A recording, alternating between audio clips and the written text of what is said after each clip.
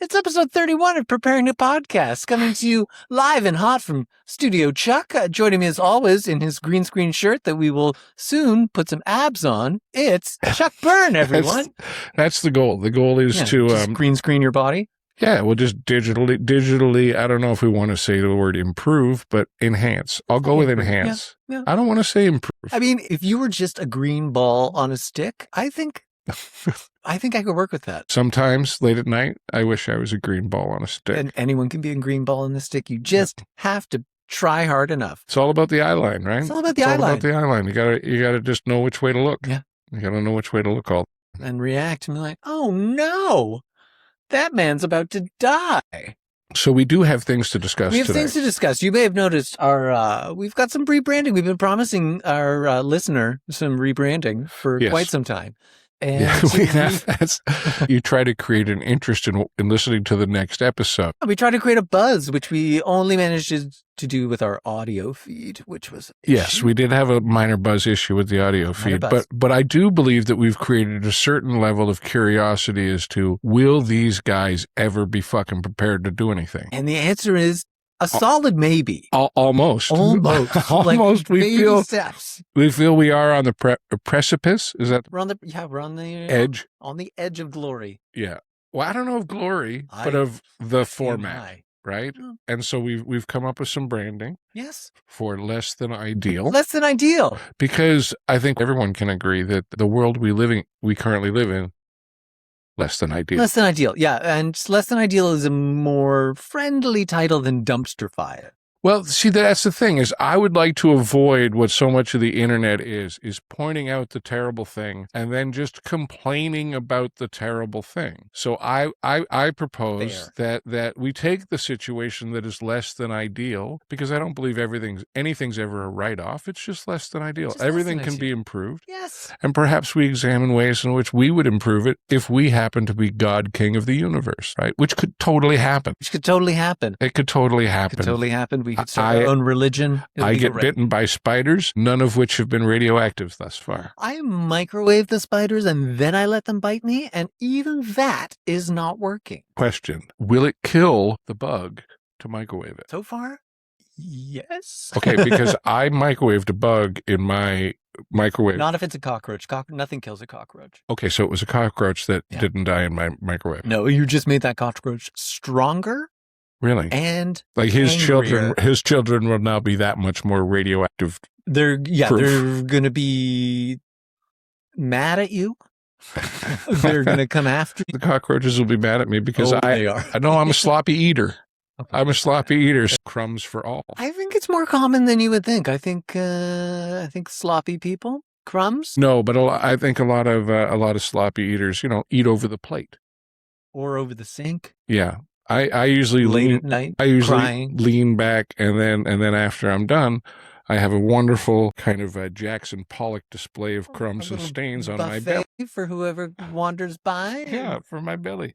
For a picnic, you get covered in birds? That's basically, if you look really closely at most Jackson Pollock paintings, it looks like a fat guy won a chili eating contest. Right? That's really what it's just a lot of drips and drabs and sauces and whatnots. It is less than ideal. So some of the things that are currently less than ideal in the world. Do we have anything that's well? I have some. I have a wonderful story out of New Zealand. New Zealand about a mosh pit that ended up being pit in New Zealand. Now, less than ideal. Now, would you consider New Zealand itself ideal? New Zealand, yes. I would consider New Zealand ideal because when I think of New Zealand, I think of a green place that isn't Australia. Not Australia. They're the Canada to the America. That's why I think if I was going to move, to the other side of the planet, and I had given the choice between New Zealand and Australia, I'd probably choose New Zealand just because it would be the feel. It'd be nice. There's lots of sheep. My parents met the Johnny Appleseed of New Zealand, and did he plant apple seeds? No, he just planted trees. It was just an old weird man who planted trees that my mom somehow connected with while she was doing some genealogy. And he's like, I am not the person you're looking for. but I used to get their mail in World War II. And somehow he turned out to be the Johnny Appleseed. Yeah, he was like famous. He ended up being on a stamp. I didn't know there were going to be this many questions. I regret bringing it up. Okay. Yeah, that was a sidebar. That was a sidebar to the New Zealand. See, this is back to our original premise of we'll just bring something up and talk endlessly about it. Just wander off. Okay, so we're looking to tighten up the format a little. We can still talk about New Zealand in general. Okay. I would just appreciate it if we got off the Johnny Appleseed track, because I really regret going down it, because I don't have any more information. But when you say Johnny Appleseed, I assume that the trees he's planting are apple trees. The kiwi? I don't know. Trees do they have in New Zealand? Hobbit trees? Yeah, imagine they have trees like everywhere else. I mean, is there palm trees? Eucalyptus, yeah, right? Do they have the koalas in New Zealand? I don't know. Did they make the swim? No, they did not make the swim. So, have you seen a koala do anything? No. Yeah, there's no way they can swim. All I really know about koalas is that they get stoned on the eucalyptus, and they also have a very high chlamydia that they have. Yeah, lots of chlamydia, and they're assholes apparently. Well, I mean, I want to hold a koala. No, you don't. I think that's a symptom of being cute, is that everybody thinks that you're harmless. And then, at the end of the day, you don't want to be harmless and cute. You want to be a badass motherfucker. And I'm sure that's what it is. The koala just wants to be respected. I'm a fucking bear. You run up a tree, although as a defense from a koala, running up a tree is probably a bad call. I mean, if it's not a eucalyptus tree, they're going to ignore that tree. They're not high speed. I see. Yeah, they're not really high-speed bears. Yeah, they're not actual bears, and they smell like pee, and they will give you chlamydia. If you ask nice. If you ask nice and buy them a present. What's the bear you're scared of the most? I think his name was Barry. He was very into me. It's just a trucker from Coburg. He was an aggressive bear, and he was into me. All right. Well, I'm going to say polar bear. Yeah, I'm going to say polar bear. I've been told that when I was up in Alert at the North Pole, we have our Canadian Forces base up there, up at the North Pole, and they give you a little briefing before you're allowed to. Fair. There are large Arctic hares, which you might see, but they'll kind of avoid you. Fair. There are Great Dane-sized Arctic wolves. Okay. Like in terms of like surprisingly tall wolves. Wolves? They're pretty trim. But like they're lean, they're sprinters, they're not linebackers, but they're very large and they're curious. So they will walk up to you and they give you a little walking stick when you leave the compound, and you just kind of wave the walking stick in front of you to give distance. The wolves, they don't eat you. But the guy said, he goes, so the wolves, they're okay. The hares, they're fine. If you see a polar bear, I feel like they don't need to give you a warning about hares. No, they're pretty big. Yeah, I'm not scared. The hares are the size of the dog you have at home. I think they're giving us the briefing because also keep in mind they're giving the briefing to people that they don't know if they're going to freak out or not. Okay, fair enough. Rabbit, because I didn't understand how to deal with an angry rabbit. They're pretty sizable, these Arctic hares. A lot of noise, but I don't know if you can hurt me. The general rule is if you can see a polar bear, you're too close. Yeah, I can see you. You should never be able to see a polar bear unless you're in one of them, novelty trucks that are like 18 feet in the air and all plexiglass. And then or if you're one of them dumbass Swedish videographers who like drives north in his plexiglass VW van and sees if he can survive a bear attack. I would say the bear I'm most scared of is the bear I can see. Any bear I can see that is not, there's no fence between me and that bear. See, because I grew up with fairly common British Columbia. Like we used to see them at the dump, and the bears at the dump are very respective. Yeah. They like wait for your car to pull in. They back off, so you can dump your garbage, and then once you pull away in your car, they're like, "All right, man, scramble for the new garbage." But yeah, they were courteous. They had like bear etiquette. I like that. Good bears. Okay, so we're in New Zealand. We're at something happened. We're at a metal show. We're having fun in the mosh pit. A metal show, like a heavy metal rock and roll. Yeah. Type. Alt metal band called Devil Skin having their Devil Skin. Yeah. Good band name. Yeah, we love them. Celebrating their 10th anniversary of classic album Be Like the River. Be like the river. And flow. Well, flow is a good choice of words. Someone What? took a shit in the mosh pit. Someone took a shit in the mosh someone pit. shit in the mosh pit, and no one noticed. I'm wondering, are we a log? Well, this is how it was described. Okay. A middle-aged audience member shook a log. Why are you always blaming the middle-aged guy? Why is that even relevant to the story, right? How old the person was. Hate him a little more. If it was a boomer, you'd be like, boomer. Yeah, so some dude shook what was also described as a Baby Ruth-sized dump. Someone thought it was a shoe. Okay, that's a was pretty sizable dump if somebody thinks it's a shoe. But by the time anyone noticed, everyone had been jumping around in this giant shit on the mosh pit. Okay, so they've now coated the mosh area. It's on people's feet. People were wearing skirts. Shit is all up and down their legs, and then this must have been a greasy shit. Well, by the time they noticed, one girl was like, "Oh, this is gross," and then added to the mess by then proceeding to vomit, which is an acceptable way to react to. No. Public poop is the gateway drug to mass vomit. It's This is my favorite quote from the article. When this was happening, there's people in the foyer, and you would have thought someone had died. They're just bawling their eyes out. They were just hysterical. There was one lady with vomit in her hair, shit on her legs, just crying. I expect more out of a bunch of people going to see Devil's Skin. I expect a certain level of fuck society and fuck your rules out of the, heavy metal death lord. So they're all, everyone a poof? Metalheads are kittens. Are they? They are sweet little kittens. They get their aggression out with the music and a little moshing, and they're the sweetest people. If a little kid is lost, I'm like, go find a goth or go find a metalhead. Go find the scariest looking person you can find, and they'll be a pussycat. See, what's interesting is I've had very similar experiences with people that I thought were going to be very tough and intimidating, which were bikers, and they were organized into, let's say, I don't know, wasn't a gang so much as a club. You call it a club. And why do you call it a club? So maybe the cops will just stop fucking hassling us all the time, man. And so anyway, I was invited to the clubhouse of the motorcycle club participants. Fun. Which was exhilarating and terrifying at the same time. I was much more at ease in a motorcycle clubhouse than I would have been getting a tour of an insurance office. Yeah, I'm not like in high school, like in the 80s, like headbangers wearing their jean jackets with their. The perception was always that the metal people were like outsiders. The perception was they were scary, and for some reason, I was not scared of the headbangers. None of them bullied me. I would chat with them on the bus. I was not scared of them. I love the headbangers.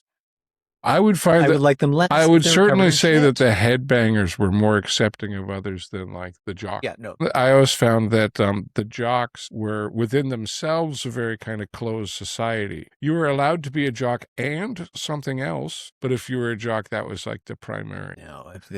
No, you can be a jock and a drama guy. Yeah. That's fucking gay. It depends how good you are at the sport. Because if you're like the best guy at running fast in your high school, right? If you hold the high school record for the 100-meter dash at your high school, that gives a lot of permission structure to also be like in the school musical.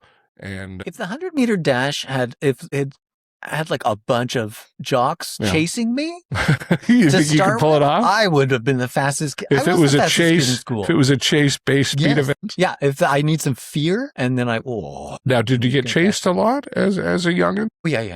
Now, did they ever catch you? Oh, yeah.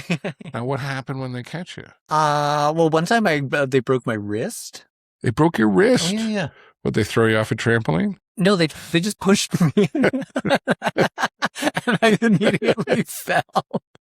It was just a standard. Like, hey, I was like, and then I was like, oh, I believe I'm broken. A broken wrist only really counts as an injury if it's been like personally, like someone twisted your arm until your wrist broke. I tripped. I broke my wrist 3 times within a year and a half. 2 were caused by bullies. One just like pushed me over on a skating rink. The one was self-induced, and it was pure hubris. I was going down the toboggan hill, which now going back as an adult, I'm like, this is a pimple. This is not a hill. This is just a slight bulge. But as a child, this is amazing. But I have done that before. Yeah, when you go back to a previously daunting thing and you realize, oh, okay, I was a pussy. Yeah, I was just going over a jump that had been created by them plowing the parking lot next to the hill, and then someone from the community newspaper was like, "Hey, let's get an action shot of this kid." And so I did it like 3 or 4 times, and then I was like, "Oh, the light was weird," or "Oh, you were making a funny face." And I did it like the final time, and I landed on my wrist, and I did a number. So essentially, so that was my fault. But the other two, the local news dared you to go off a ski jump until such time as you injured yourself. And I was fine. I was like, "Fine, it's fine."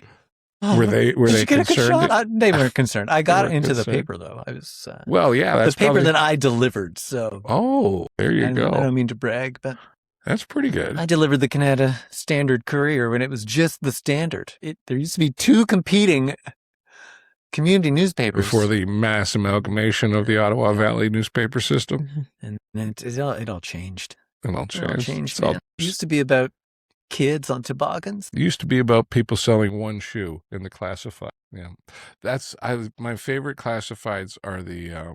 I don't know if you've ever done any rural radio to promote comedy shows. No, sometimes you do it in the city, sometimes you do it in medium-sized city, but every once in a while you're lucky enough where someone wants to promote your comedy show on like a rural regional radio program. Okay. And usually it's the type of radio program where everybody out in the countryside just has it on in their kitchen, right? And it's like a speakerphone call for the entire area. It's like Marge lost her cat again. Like it's very community based, but that's what it is people call in with the stuff they have to sell to the radio, and it's like radio, online, phone-in classified ads. And every once in a while you come across this when I'm driving to a gig, because I will scan for local radio when I'm out there.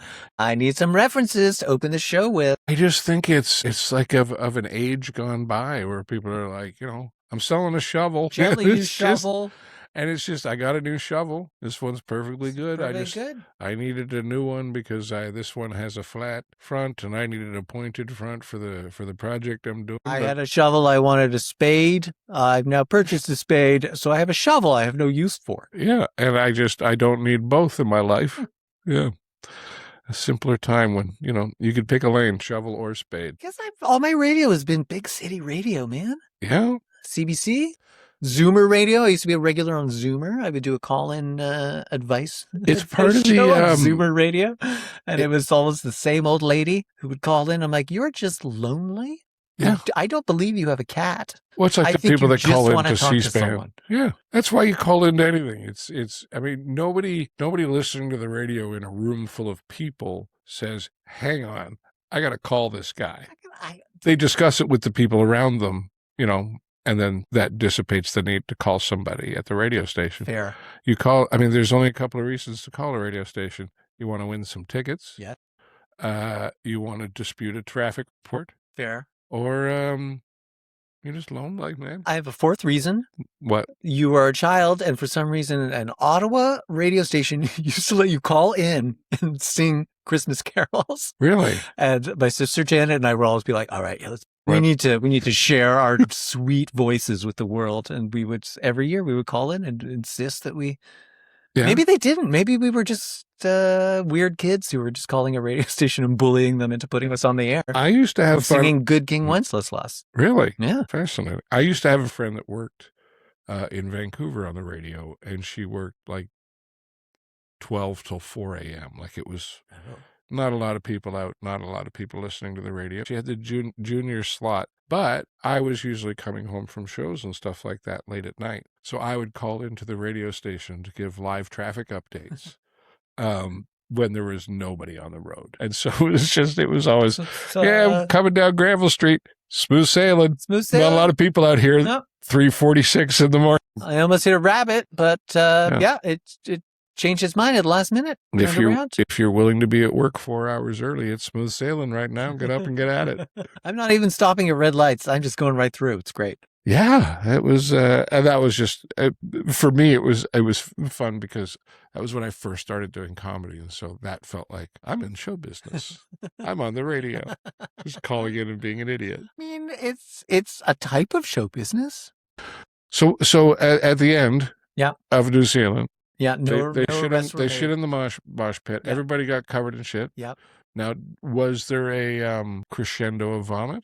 Oh yeah, there was like that. Like everyone was. Yeah, more than one person vomited. They did clean it all up, and apparently nobody wanted to mosh. Once they restarted. I don't know why. Mosh pit's dangerous. Yeah, because it's it seems to me like that's the kind of thing that like you'd be in the mosh pit. When I look at a mosh pit, I see it as like a very primal experience, and it seems to me that you'd be so in the zone at the Devil's Skin concert. I mean, it's Devil's Skin, so. It's the Devil's Skin concert. You're so in the zone that you wouldn't even notice you were covered in shit until you're like on the bus ride home, and your buddy's like, "Hey, what's that on your pants?" And you're like, "Man, I must have got myself covered in shit while I was, using my reptilian eye to listen to the Devil's Skin." Just gross. So that is. I do find it incredible how apathetic I am about the smell of my own shit.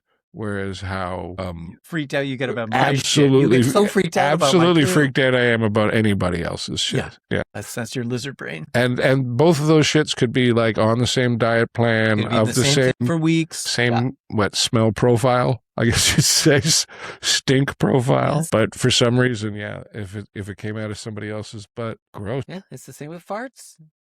People don't mind their own farts. I don't know. Yeah, I never mind my own farts because the fart is a good barometer as to what the trouble is, right? Like some farts will tell you, hey, just heads up, you're going to take a huge shit in an hour. Was it broccoli? Yeah, exactly. Broccoli? If it is broccoli, that's what it is. It's just the knock on the door letting you know the Russian army's heading up your driveway right now. The broccoli farts are like if I needed somebody said to me, Chuck, I need you to be farting uncontrollably in 30 minutes. I will eat all the raw broccoli off a vegetable tray and I am good to go. I can't guarantee smell though. I can guarantee volume. I can't guarantee smell. Some of the times there's just no smell on them. There's just because they're being produced so quickly, they don't have time to like a good like a good vintage really soak up. Yeah. I don't think you know how farts work. I don't know how farts work. I don't. I will happily admit I don't know how farts work. Do not know how a fart works, my friend. I don't. Do you know how gas is? Yeah. Really? Yeah. Oh, I guess you're a doctor. Yeah, so that would make sense. Yeah, all kinds of things. I don't know I know where babies come from. I know where babies go. I have no idea where farts come from. Participated in farts. You've caused farts? I've caused the noise of a fart. I had a cow fart on my arm, and okay. I thought you were just telling us the story of the one time you had, nailed a girl with a giant vagina.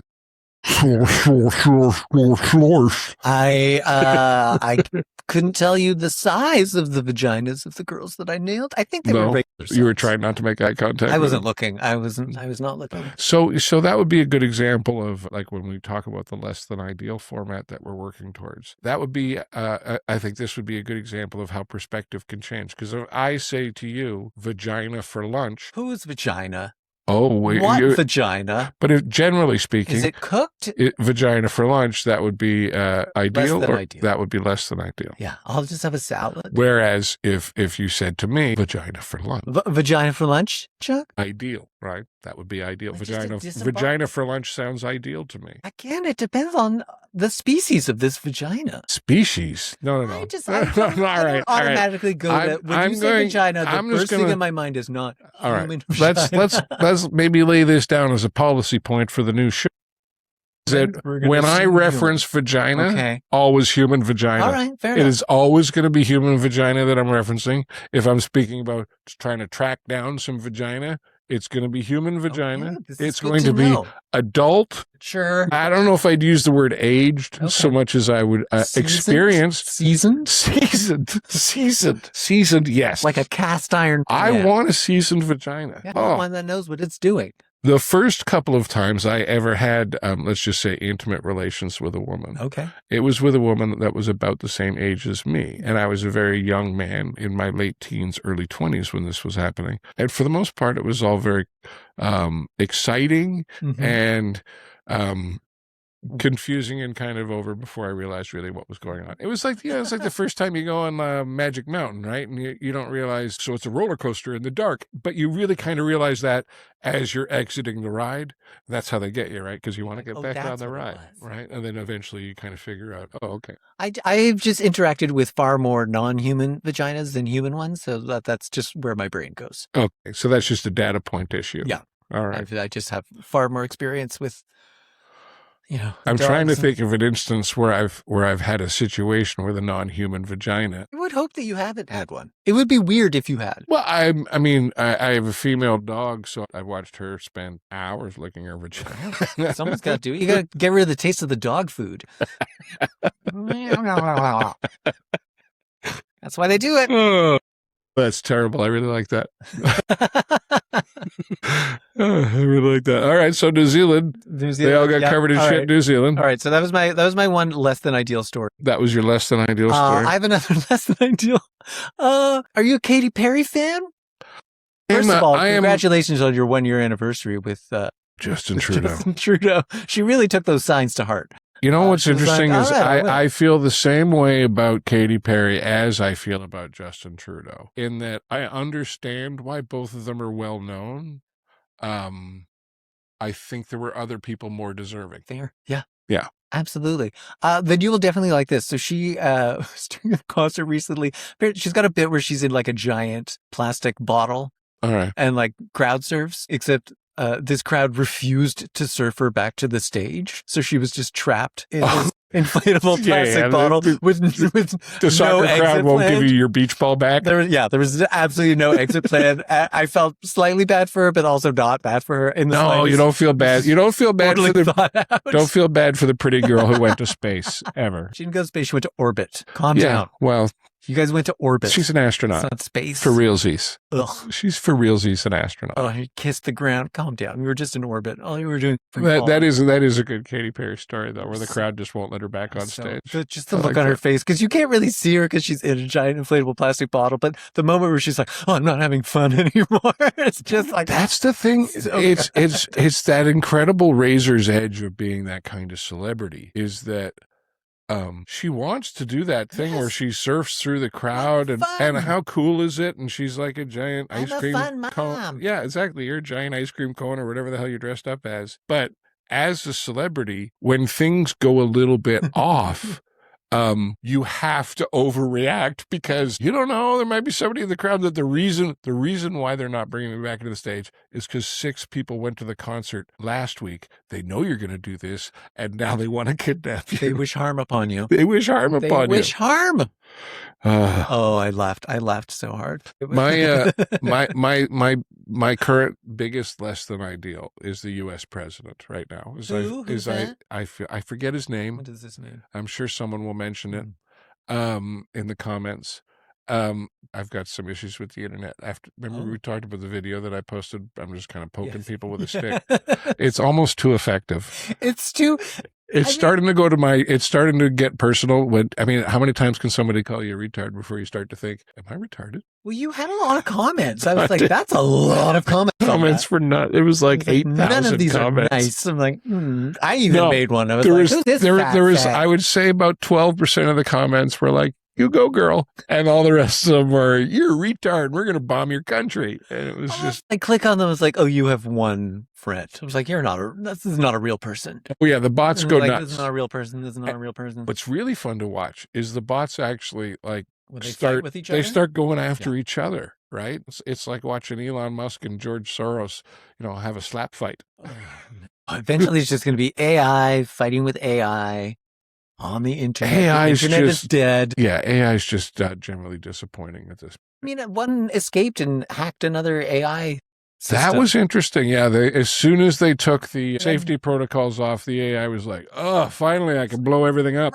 The thing that boggles my mind is that nobody noticed for a couple of days. No. And they're so they're trying to dig into it, and they're like, it's like us with the fire smoke. Yeah. They're like, well, what happened? They're like, I don't know. We have to get another AI to analyze all this data so that we can figure out what this AI was doing. Yeah. They're fucking guessing. They're guessing and they're making everyone invest in their big guess. When I gave up on tech as ever being anything other than horse shit. When we went from black and white to color TV. No. You were like, I'm done. I'm out. It was the third time they tried to sell us 3D televisions. Yeah, nobody wants a 3D TV. No, but every 10 years, because the technology exists, and they can do it, they fire it up again, and it's an all-new thing, and they get James Cameron to make, 3 shitty movies in 3D, and, all sorts of stuff like that, and all of a sudden people are buying, and it's, you know why nobody wants it? Because nobody wants to wear fucking goggles to watch TV. Well, also, like, it's goggles or TV. They sold us at all this 4K, Blu-ray, all this, and now no one owns any. No, everyone's just streaming stuff in terrible quality. So why do I need all this 4K now? Not only is it streaming, everyone's watching. I'm watching on a screen this big. You got 85-inch televisions, and everyone watches things on 4-inch screens. Yeah. It's silly. We've kind of lost it as a society. But anyway, what I was saying is what's less than ideal is the U.S. president right now. And I watch his speeches. He's given two. Exactly. I found the eulogy to be kind of it felt like a boss eulogizing an employee that he didn't really like. Yes. He's like, how could I make this about me? And then the rest of it's like, including all the other speakers, seemed like a pretty strong commercial for his sister just getting his job. Yeah, I think maybe he was just still mad that he bombed at the correspondence dinner. The correspondence dinner was just... it was like watching someone perform at a open mic night who had practiced for years in their basement. And he was so determined, I'm going to be twice as funny as all these people, and they're all just pieces of shit, and I'm going to crush them. And then the problem is he doesn't have the discipline required to do the dance steps through the joke, right? He just wanders through the premise and then riffs for 5 minutes before he gets to the punchline. So everyone's like, what the fuck are you talking about? Like, a roast isn't just being like, hey, you're a fat piece of shit. Look at you, you fat piece of shit. Yeah. It's like, okay, well, exactly. Where's the joke? It's like, he's a fat piece of shit. That's the joke. My favorite part of the entire experience was at one point he said the line, he talked about Iran. He just brought it up randomly and then said everything's going fine. Everything's good. Don't believe. And then he told the whole room, don't believe the fake news. I don't think in that moment he realized everyone in here is the news and they all know what's actually happening in the world. So the idea that you're going to be able to pretend through it with them doesn't work. And then he just kind of looks at him like, it's all fake news. Don't believe and look at him, don't believe the fake news that you wrote this morning. There was also the chance for a hilarious bombing Iraq, like bombing at the dinner bombing Iraq joke, which of course everyone has been making ever since. You missed the obvious joke in front of you. You let the internet make it for the next 3 or 4 days. And you know what? There was a few jokes in there that actually were decent jokes that he just kind of stepped on because he doesn't know how to do them. Right. I also think part of that is, have you ever given a joke to someone and or a tag and they submarine it? Yeah. I've done that. I've given jokes to comedians and watched them tell it in such a way that they don't want it to get a response. They don't want you to have given them a good line. They'd happily submarine the line and go, oh, I guess you're not so funny. Well, then you shouldn't have taken my tag. I will say I don't generally offer people tags if they come up in the moment and then they're like, oh, can I use that? I was like, yeah. Or a lot of people say, we'll just be bantering and they're like, oh my God, that's such a funny bit. It was like, that's not a bit. That's just me being funny. Or are you using that? And it's like, what conversation? Am I using this conversation? You're going to take this. Well, sometimes this non-bit. I've worked with it. Sure, go for it. I've worked with people who, you don't realize it at the time while you're driving to the gig. Just testing jokes out on. Well, not just. That you can pick up on pretty quick. But I've just been having the conversation in the car, and then we get to the show and like the person's opening the show and like 4 or 5 of the things that came up in the car coming up here all of a sudden, right? And all of a sudden, like the context that I added to that conversation is now already being the person's stealing lines. They're not. They're just adding the context that I gave to the conversation to their side of the conversation. So now it's just one person talking instead of they've amalgamated it into these are my opinions.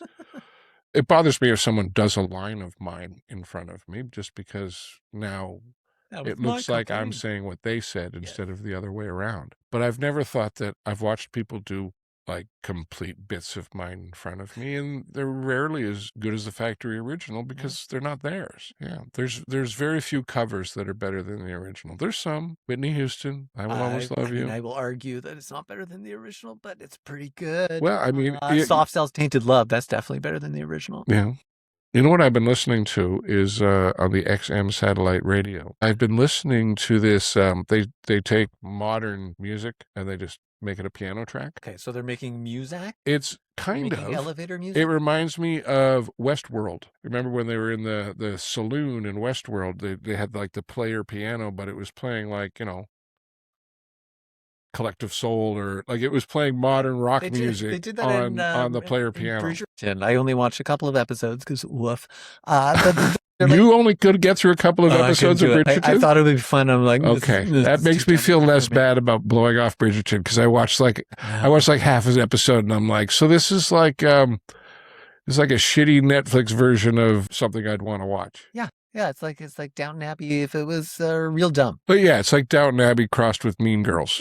Yeah, which actually sounds better than Bridgerton. That sounds pretty good. But they were like doing a waltz, and I was like, why do I know this? I was like, is that an Ariana Grande song that they're just like they've turned into a waltz? I'm like, yes, it is. Yeah. I like it when they do that. I do like it when they do that. One of the first times that I really fell for that is I remember Sweden. Well, they were all dressed in black and they had blonde hair, so I don't want to narrow it down beyond they were north of North. If it's a band, I'm assuming Sweden. The name will come to me. Death metal band, it's Norway. No, it's a string quartet, and they did a whole album of Metallica songs. Ooh. And they've got some name that has to do with trains, and I can't remember it right now, but I remember it has something to do with locomotive or something in the name. Choo choo. But it was just all of a sudden. It gave me such an appreciation for the musicality of a bunch of music that I didn't think of in that way. It's like you hear this the instrumental version of a Guns N' Roses song, and you're like, there's like deep ass levels of music and shit going on in here. Yeah. I just thought, I want to go down to Paradise City where the girls have titties. That kind of thing. And the grass is green and the girls have titties. Yeah. Isn't that what he said? It's what he should have said anyway, because why would any place be paradise if the girls didn't have titties? Yeah. Right? That's not paradise. Flat-chested girls? That's not paradise at all. No, you're on the wrong beach, fella. Yeah. Read the sign carefully. I've been to Wreck Beach in Vancouver, and I'll tell you, they are nude, but it's not the nude you're looking for, right? Well, nude is different. Nude is not lewd. Nude is just... No. I don't mind lewd. Yeah. Nude nude and lewd are not necessarily.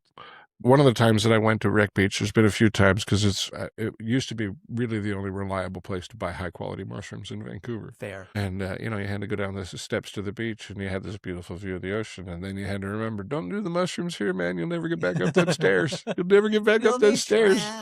And then you'll be down here and you'll run out of mushrooms and you'll just be trapped on Wreck Beach without mushrooms. And I tell you, when the old Japanese guys start walking around naked, you don't want to be alone on mushrooms on Wreck Beach. No, that's scary. It's a scary situation. So anyway, that was the speeches of Donald Trump aren't getting smoother when you're driving with someone who's older. And over time, you start to notice that they're making the small mistakes, right? Maybe they're a little late with the brake pedal, right? Maybe they a little early with a turn. They're catching a lot more curbs leaving the parking lot. Yep. Little bump when you leave the parking lot. That was a tight turn. That's kind of what's going on with Donald Trump. And I don't think he has, deep onset dementia and he's going to be dead any moment, as some people on my Instagram feed seem to believe. But I do think he's 80 years old. He hasn't spent much of that time taking serious care of himself. No. And there's some loose bolts, and the machine appears to be shaking itself apart at this point. I want to know who his speechwriters are. What? or But if his they indeed speechwriters exist. Because like some White House speechwriters, they're very well respected. You're like, oh, this is like Obama's speechwriter. Like this is they're they're very well respected people. But also I'm keep just in mind so that curious if he actually has a speechwriter. he does have speechwriters, but they're there to kind of amalgamate, because with any president, Do they just, is it just like pictures? Just like a cat? And he's like, oh, fucking cats. And then a bomb is like oil. person, woman, man, camera, TV. Let me just say that right off the top. Right? Tip-top shape that guy's brain is in. Tip-top shape. Yeah. I believe the question was, name 5 things you're looking at right now.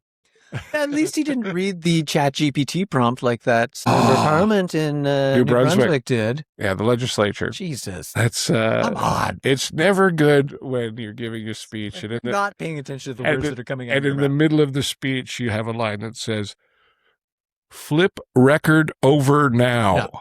Turn page. I've made some embarrassing mistakes while speaking, like reading off of a piece of paper. I've read stage directions as dialogue. I did that in early days. I had a character whose name was Reg, as in Reggie, who I called Reg, as in regular size. Okay, fair enough. Which they told me only after I had recorded the whole thing and said it about 26 times, I think because they wanted to keep the tape. I think they were... This guy's in the sound booth. I was confidently wrong for the entire recording. Confidently wrong. Like leaning into it.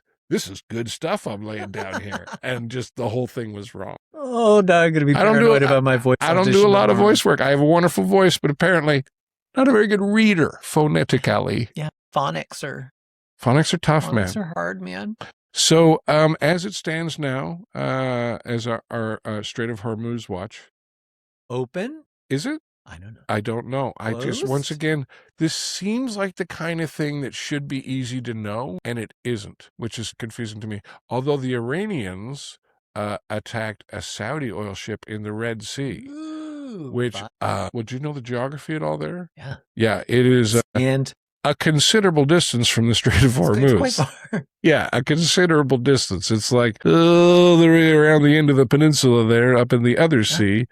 And, this is going to not get better. No, it's going to get much worse. Yeah, and Donald Trump's insistence that the Iranians are begging for a deal doesn't seem... Truthful? I don't even know if it's truthful at this point. I think it's... realistic? Well, I think he just gets away by saying, while it's pouring rain every single day for 6 months, he gets away with saying, hey, the rain's easing up. It's going to be sunny tomorrow. Yeah. Rain's easing up. Going to be sunny tomorrow. And everyone just sits there going, I guess it's going to be sunny tomorrow. And it's never fucking sunny tomorrow. No. But that's what happens when you get rid of all the real journalists. I did enjoy, I have to say, my favorite thing was him sitting there having to sit through the speech when they were giving the award to the person who was getting the award. For busting Donald Trump. Yeah. For being a perv. And he's like, and he didn't know what to do with his dumb face. And it was a moment where he did his traditional what are you gonna do smile. Yeah, it's not, I think he thinks it's cute and adorable. I want to know, I wish that we could see his self-image. Like, I wish that we could project what he thinks he looks like. Well, I think we could have a little understanding of what's going on inside that weird I don't think he ever looks back and reflects on anything.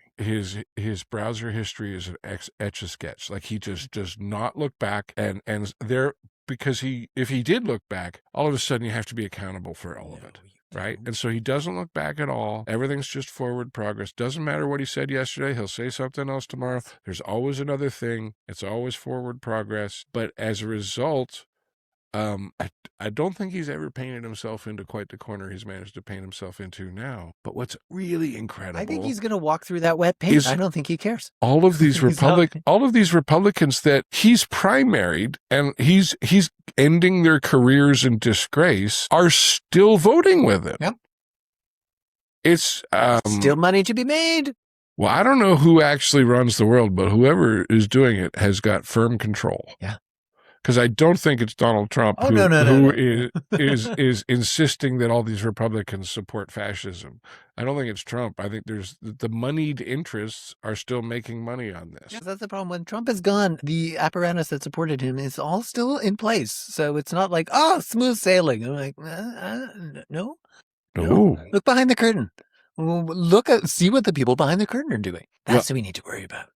It's just It's so weird. I don't get it. I wish we could get back to a level of understanding about all governments, and that if you're lucky enough to live in a country where you feel like you have any ability to shape your government through vote or through participation or whatever, you're already doing better than most people, right? Because most countries, have a hope of fucking hell of changing anything anywhere. But, in Canada, we may or may not have the ability, but there are people that you can see clear examples of who have shown up every day and they have made a difference in their country. Jack Layton comes to mind as a guy. He dropped dead of cancer, but before that, people made fun of him riding his bike to the city council office. But he just stuck with it. And he inspired, certainly me, inspired a lot of people. And that did change the country. Might not be dramatically, but the whole point of government is if you're going to represent the people you're arguing against are always going to be the moneyed interests. Yeah. The people that are just looking for the government to facilitate their capitalism.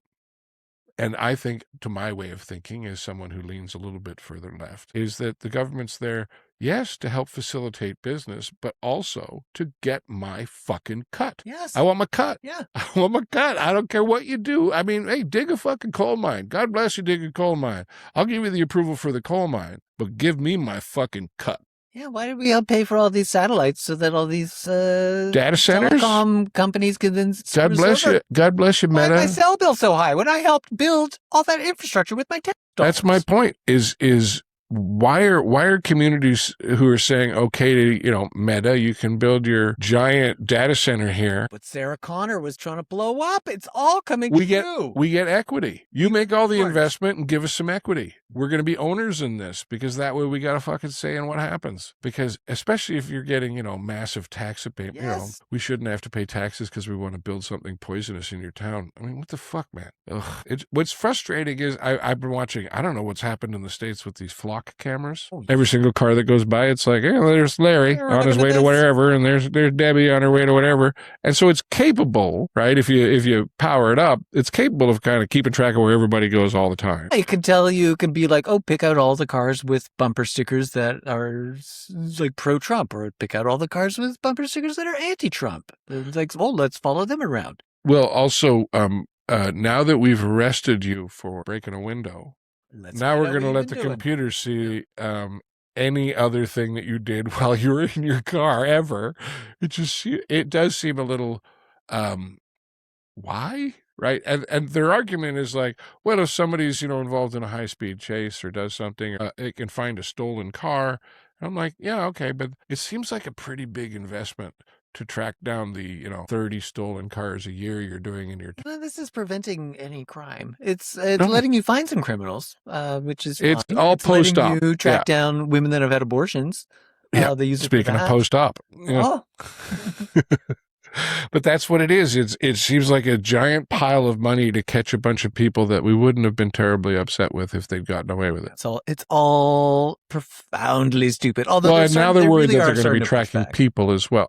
It's fun watching the city council meetings in America. How many of them are, I guess you're just kind of used to people not showing up. So when all of a sudden the room's full of people and they all want to make a comment, how quickly they all seem to want to find a way for there not to be allowed to be any kind of public comments, because they just know they're about to get yelled at for 3 hours, no matter what the issue is. If the room at the city council meeting is full of citizens, no one's there to be like, you guys are terrific. Yeah, we love what you're doing. And I just wanted to come by, and I was hoping you'd raise my property taxes. You can just keep doing the Lord's work. We would like a bigger data center, if possible. Can you put it right in Central Park? It would be gorgeous. I've seen a few remarkably well-informed citizens making comments at meetings about data centers. And one of them is this guy. He just laid out all the facts. He's like, have you noticed it's always 200 jobs? Why is it 200 jobs? Because 200 jobs is enough that it helps your tax base, but it's not so much that it ruins your school system. That number was decided on very carefully, and it's part of the marketing plan. Yeah. And you realize, of course it is. Of course it is. Because, Meta, I'm sure, is spending a lot of money on their public strategy campaign to how we get these things built. Well, there's a Or lot of Grok or promises, whoever like the we're hell. going to bring this. Like, I think anytime a corporation's like, we're going to bring in like X amount of dollars, we're going to create X number of jobs. It's like, okay, if you don't, there should be consequences. Yeah. There should be severe financial penalties. Like, You shouldn't just be able to say, oh, it didn't work out. We're closing up and leaving. Hold up your end of the deal. I think municipalities should fight for equity. Yes. Yeah. We own half the data center. Yeah, thanks. Yeah. We own the ones. You can have the zeros. We own the ones. Or they should just, I mean, you want to do true capitalism, you should, make them pay a premium for the electricity. Make them pay a premium for the electricity. Make them pay a premium for the water. If they're only using water because it's cheap, and if you make it not cheap, they will be forced to find something else and leave our sweet, delicious water alone. Water's going to be a big issue. Water's going to be a big issue. Yeah. Mad Max has taught us anything. Well, gas already is an issue. Yeah. Right? It's just a price issue at this point. But yeah, water is key. Somebody, okay, so going back to this thing with the internet is, I like kind of poking the Americans for the stick a little bit. And there's two things that I found very entertaining. One was they said the only reason you exist is because of us, which just on its base is kind of a ridiculous argument. It's like look at all the Canadian cities; they're all huddled up against the border, and I'm like, every city in the world is put there because there's a water source. Yeah, water, and also it gets much colder when you move further up. So, well, not just that, but like all of the American cities that are on the other side of the border from that Canadian city are there for the exact same reason. There's a river or a lake or whatever. It's just common sense. Well, it's wherever, you hop in a canoe and it's where you ended up. Yeah. Oh, we'll call it Vancouver. Perfect. So same thing, Winnipeg, right? We'll call it Winnipeg. I don't know why, right? I don't know why, but we will. It means land of giant bugs. The other big one is Americans keep saying, we protect you. I get a lot of that comment. We protect you. That you're the scariest ones. America is protecting Canada. My reaction is, from who?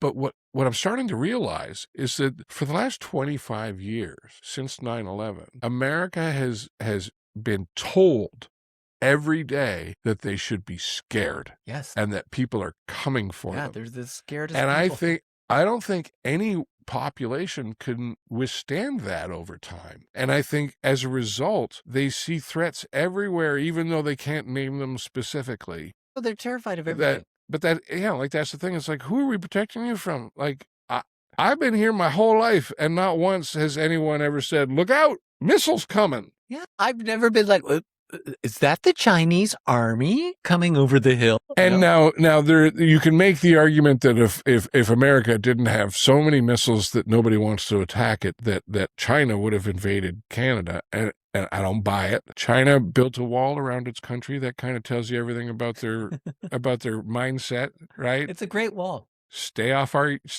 lawn. This is ours. Yeah, and they don't really seem to have an expansion ethos. Although the South China Sea people might argue different. I mean, Taiwan is like, we beg to differ. I admire what China's doing in the South China Sea, is because you can't really claim ocean, right? But if you have an island, you can claim ocean. And so if you have an island, you can stand on your island and you can point in every direction 100 miles and say, mine, mine, mine, mine, mine. Right. So what China's doing is they're building these little islands that are like patio stones. And every time they build an island, they're like 100 miles, 100 miles, 100 miles, 100 miles. And then they build another one 80 miles away, 100 miles, 100. And so basically they're like patio stoning their way into taking over the entire ocean. I mean, technically France could take over a little bit of Canada because of some of those islands that are still French. Do we have French islands still? Saint-Pierre and Miquelon, are they still French? Where are they? And they're still technically French territory. France, yeah, but if they ever like piped up about it, I mean, fuck you. We'll take it. I'm scared of France. I like the idea of having France. I like France because France is... no country in the world does a better job of saying, no, fuck you, we're not going to do that. Why? Because we're French. We just don't feel like it. The Americans, like, they're so lazy. I'm like, no, it sounds like they figured it out. Yeah. They figured you guys are just mad. Yeah. Because your life sucks. Whenever you look around the world and you're told that America's amazing. It's usually not someone that actually knows anything, but a lot of American politicians will be like, "What, do you want to live like they do in Europe?" Yeah. And there's a reason why people save up their whole fucking lives to go to Europe. 6 weeks of vacation, socialized medicine. Yeah, it's July right now, and everyone in Germany has already been on vacation for 4 weeks, and they've got 4 more weeks of it coming. It's like, they are drinking beer out of oversized novelty steins and eating sausages for the entire summer. While Americans are, I don't know, just sitting around working their 40. Yeah, just asking for someone to unlock everything at Walgreens. Hey man, I got 6 shifts at the Chick-fil-A this week. I am sitting pretty. Yeah. Yum, yum, yum. Any benefits? No. Yeah. So, I also got into a nice little conversation with my dad about the tariffs. My dad's an old school capitalist boomer style guy. And he was saying, the American car companies didn't even want to build cars in Canada. I'm like, really? Because it's cheaper. He's like, what do you mean it's cheaper? I'm like, you don't have to pay for healthcare. Yeah. It's like cheaper. A 25% discount on your labor costs. And he looked at me, and it was like it was the first time it ever dawned on him. But the reason why you make cars in Canada is because you don't have to pay the fucking healthcare costs associated with it. It's like getting a discount. Plus, you get a discount on the dollar. Yes. It's a fucking great deal to build cars in Canada. And that's the great untold thing for the Americans. Your system is less than ideal. Why? Because you cripple small businesses with having to figure out how to choose healthcare for their employees when the government could just take that burden off of every business's back for you. Why is your job in charge of your health care?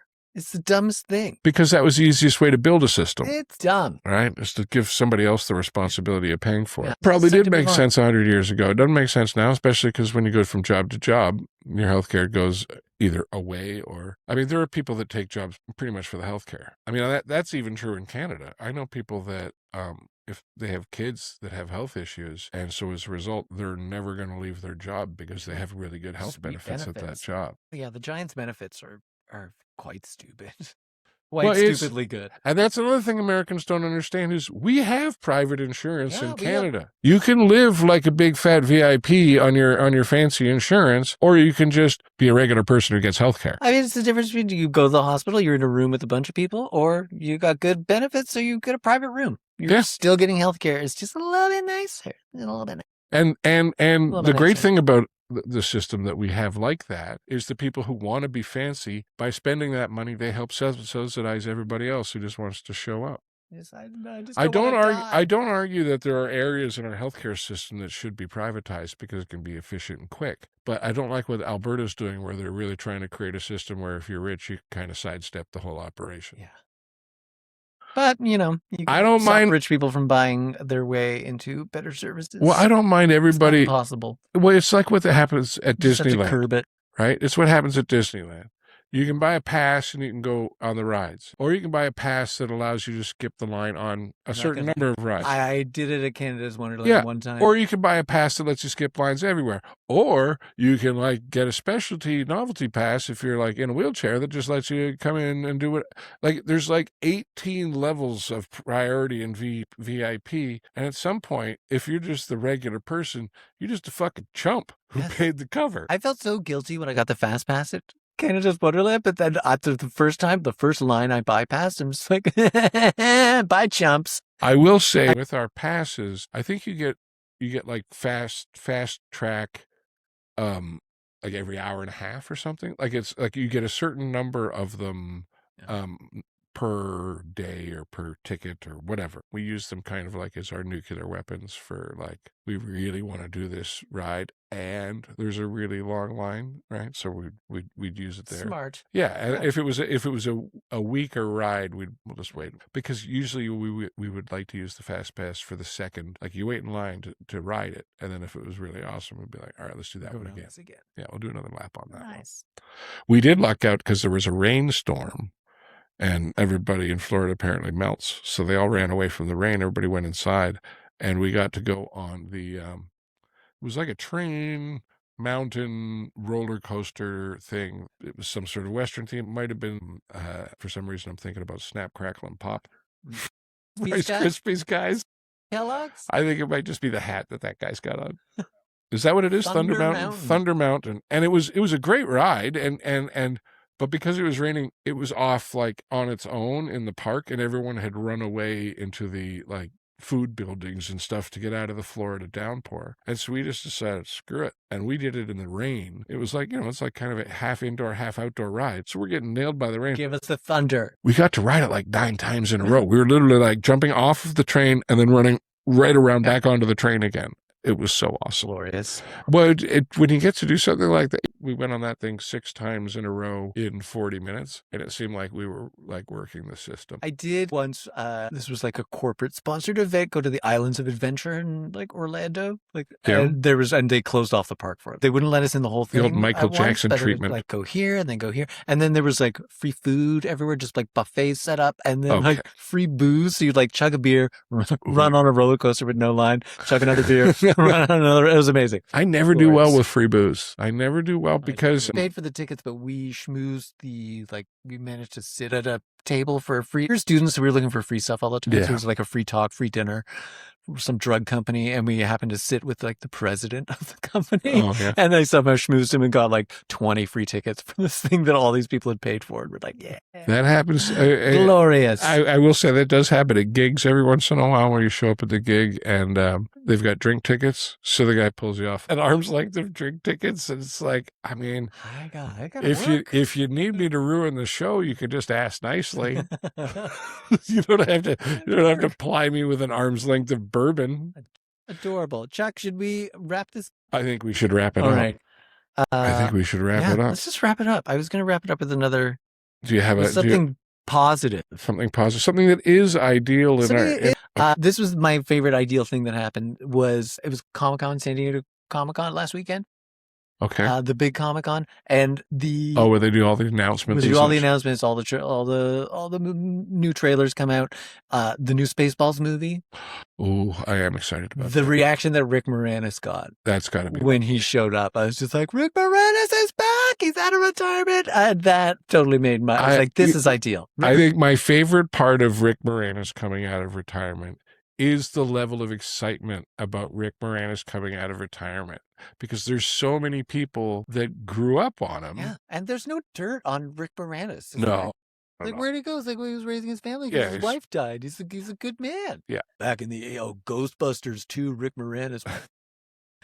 I'm going to be so disappointed if he gets outed as a sex pest, but I would also be wildly surprised if that happens. Is there anyone that who's been outed as a sex pest that you were happy about versus sad about? I'm always happy when people are outed, but there's a few that I'm like, oh no, I have to. I love your stuff, and now I can't consume any of it. Yeah, there is. I mean, generally speaking, a lot of the people that got my problem with Kevin Spacey is just I was way too old. Like I was out of his interest range at the point where like Kevin Spacey could have helped my career. It's like you're too. Okay. That's really never quite taught enough. I was just a little out of his age range. That's the thing is, some of them you just kind of miss out on, and some of them are disappointing. Some of them are. I'm fine with the transactional relationship. I was like, what movie will I get? Okay. But I would also like a contract. It's like, if I give you this blowjob, it means I'm getting this movie. I mean, there's some people that I don't think got enough justice applied to them, and there's some people that I thought maybe a little too much justice was applied to him. The one guy I missed was Al Franken. I was hoping Al Franken barely did anything and copped out. I was like, this is what happened. This is the thing. It seemed very just. Yeah, he's a reasonable person, but he's a bad place to be as American politics as a reasonable person. Well, I just walk the walk, so. I wanted him to run for president for no other reason than he was the only guy that could convincingly just laugh right in the right wing's face. Yes. Yeah. Anyway, I think that is ideal. That is ideal. Rick Moranis is ideal. Rick Moranis is ideal. Yeah. And kudos to another Canadian, Ryan Reynolds, for reaching into the barrel and kind of forcing him back out with his Mint Mobile commercials with Rick Moranis. I thought that was a very nice play. I haven't seen any of those. But he just brought him back to it, literally just, hey, it's Rick Moranis. It's just him standing there in a commercial being Rick Moranis. It's absolutely perfect. And he was right. I'm sure with the pitch is, trust me, if Rick Moranis just stands there, people are going to feel good. People are going to feel good. Honey, I Shrunk the Kids. Mm-hmm. They should do more of those too. They did more than I realized. Yeah, they did like 3 or 4 of them, I think. Honey, we Shrunk Ourselves. I'm like, I mean, once you figure out the coding for making the people smaller on film, you may as well max out your value.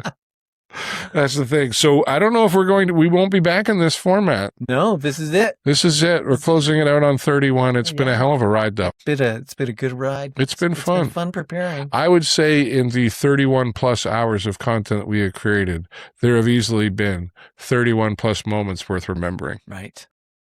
I just can't recall any of them right now. Not a single one. I'm sure the internet will remind us. Our fan will let us know. Yeah. Just remember, if we offend you in even the slightest way politically, I'm retarded and he's gay. Yeah. And that's what you're really mad about, isn't it? Yeah. Oh, them gay retards. They don't even know. They don't even know. Bliss. Goodbye. Bye, everyone.